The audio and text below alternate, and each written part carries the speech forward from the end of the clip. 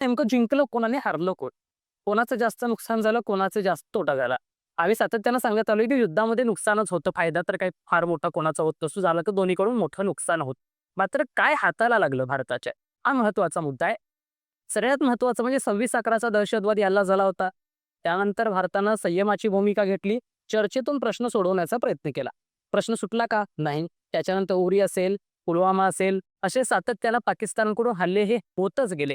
मग त्याच्यानंतर भारतानं सर्जिकल स्ट्राईक केला. पाकिस्तानमध्ये घुसून सुद्धा आम्ही दहशतवाद्यांना मारू शकतोय ते सांगितलं. मात्र ते पाकव्याप्त काश्मीरमध्ये आपण घुसलेलो होतो. अख्ख्या पाकिस्तानच्या सीमेमध्ये घुसलेलो नव्हतो. मात्र सर्जिकल स्ट्राईकमुळे ठराविक लोकांना आपण संपवलं. अनेक दहशतवादी मारण्याचा प्रयत्न केला.